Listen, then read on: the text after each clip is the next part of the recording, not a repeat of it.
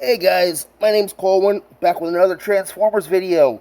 Today I've got a recent pickup. This is Transformers Studio Series Transformers Devastation. Devastation was a game, I want to say on the Xbox, maybe the Xbox One. Don't quote me on that, I am not an Xbox player.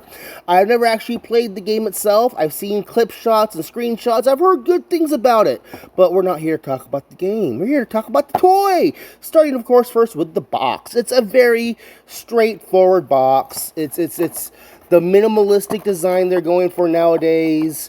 I like that they brought back the clear plastic to protect the toy itself. That's good. It is minimalistic on the plastic. They got little plastic stickers in there to, not stickers, strings to hold the figure onto the backboard. Nice artwork of Optimus Prime here, wrapping around the side. Similar picture over here on the back. We've got our product shots, and we've got showing that he can open his chest for the Matrix. It's funny. I do believe like all Optimus Primes lately have to have some variation of this.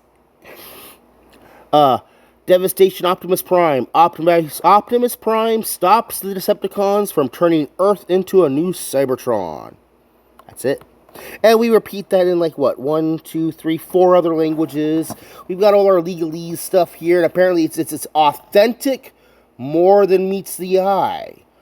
They're having to authenticate their toys now. Is knockoffs becoming that big of an issue? The powerboard box itself is made out of noticeably thinner, lower quality cardboard, but I don't mind that because more often than not, I'm gonna throw the box away. This Prime poses very well, actually. This gun is from a knockoff Optimus Prime I had, and I wanted to use it on here. But the handle on the gun isn't long enough to comfortably sit in the hand, so I'm just going to put that over there. I have other Optimus Primes that can hold it. Let's go ahead and stand Prime straight up. This guy has been shelf warming lately, and once I got him in hand, I'm kind of surprised that he is shelf warming because he's not a bad figure at all. He looks like Optimus Prime. He's got a clean backpack. Everything's nice and clean. There is not a whole lot of details molded in here because, you know, the game version was very simplified because they didn't want to have to animate all that other stuff. It looks like a modernized G1 style Prime. Like if you missed out on the last Studio Series movie Prime, or the Missing Link Prime, or the G1 style Prime, and you get this guy, he's not bad. Let me bring over Film Noir Spider-Man and bring in Soda Can. I knocked over my base plates, but never mind. I'm gonna stop trying to move stuff. I've got the Siege Carbot guys. We've got Hubcap, and I've got Scourge here. So this Prime is a very good deluxe size. He's a little bit taller than your average deluxe. He's definitely taller than the Scout class, and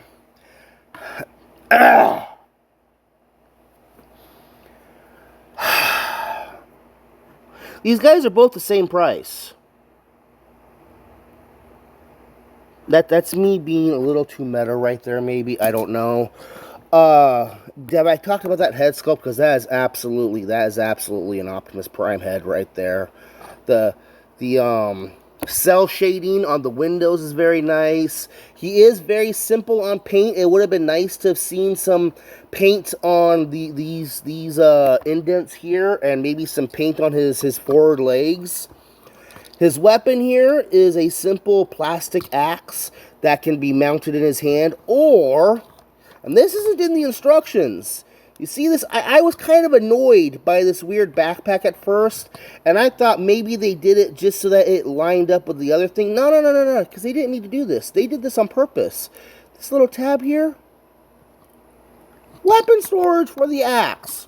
I was gonna really dunk on this guy for not having any form of in-robot weapon storage, but this is just, that is some good stuff right there. Let's go ahead and pull that weapon back off.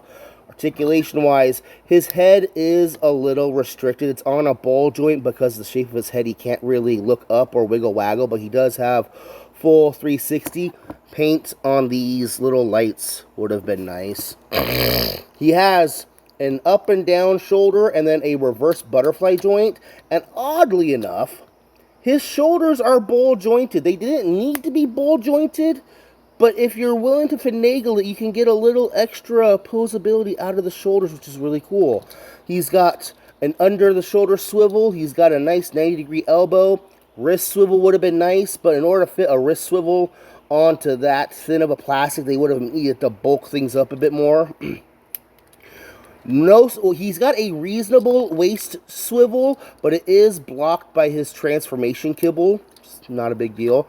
Universal jointed hips, at the thigh swivel, decent knee bend. This kind of annoys me when they do this. They give us these flap ankles instead of an actual ball joint or a swivel or anything like that. And I know why they couldn't do that on here, because they need space for this. Oh. Here, I'm about to break the toy on camera. Space for this transformation joint here. But if that was the case, they really should have just molded the feet at a slight angle so you can get the A stand instead of bothering with that. It's fine. It's fine. Most important bit of articulation. Yes. His chest plate does open up. And you can pull out the matrix. I'm not going to bother right now. The matrix is unpainted. It does have a 5mm port in the back, and I think there is a little tiny hole in the mounting point in there, so you can plug an effect part in there maybe. When he's packaged, his weapon, his smokestacks, which are removable, and the matrix do come in a separate baggie, and you do need to attach those on. Like so.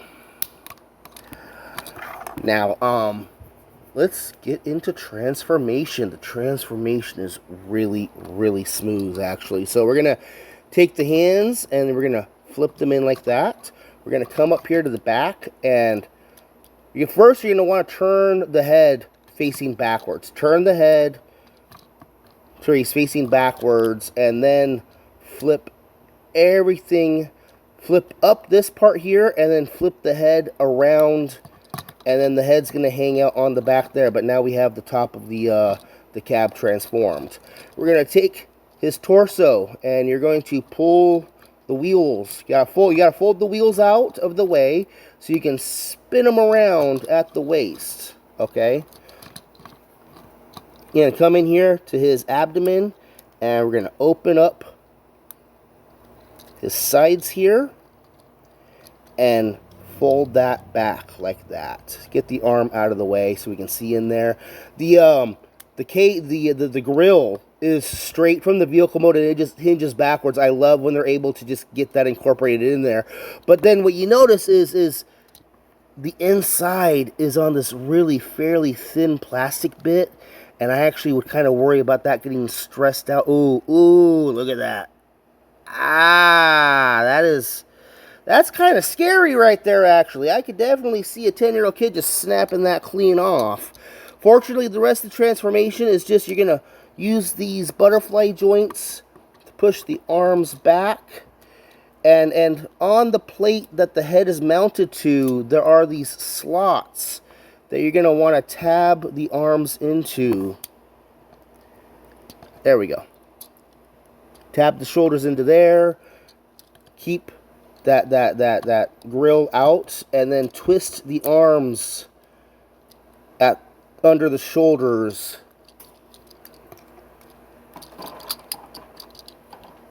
Something is blocking me from moving this in, and I'm not sure what.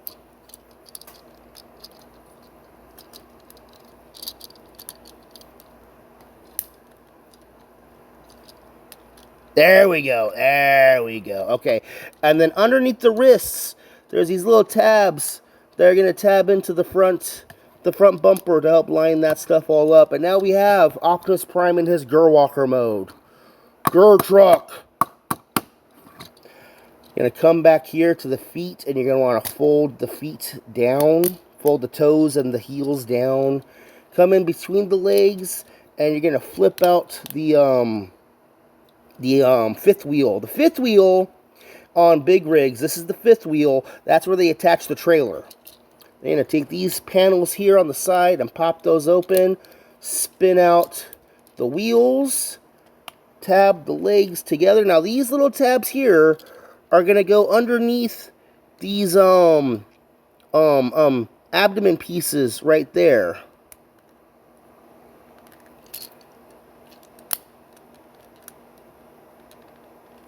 There we go. Tab them in place. And then these panels are going to get tabbed over here, and there we have Devastation Prime in his vehicle mode. And like a lot of Primes, yeah, he does end up with that weird kind of twisty thing going on that you got to adjust for. He does have very convenient weapons storage right there. He rolls very well. Okay, so we've got Optimus Prime here in his vehicle mode, and like I was saying, it's a straightforward vehicle mode. Yeah, his wheels are a little bit tiny. They could have stood to be a little bit bigger, but, you know, it rolls nicely. It looks like a flat-nosed tractor trailer. The trailer section's a little bit long, yeah, but it's got the peg hole. We can get a trailer on there. It's got storage for the weapons. It's not a whole lot of molded in detail, but let me bring in Scourge. Let me bring in Hubcap. Let's bring in the Siege car guys. We've got Soda Can.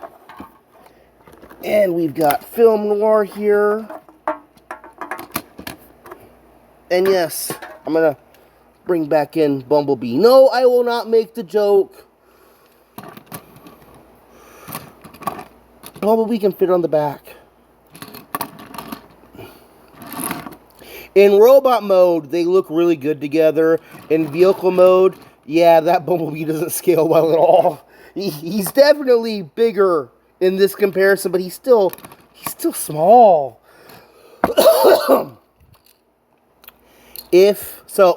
Sometimes a Transformer can be a first-time Transformer for a lot of people. If this was a person's first Optimus Prime, perfection. This is a great introduction to the Optimus Prime character, okay? The transformation is straightforward, it's clean, everything goes in its place. A little flap on the back here would have been nice to cover up that head, but nah, it's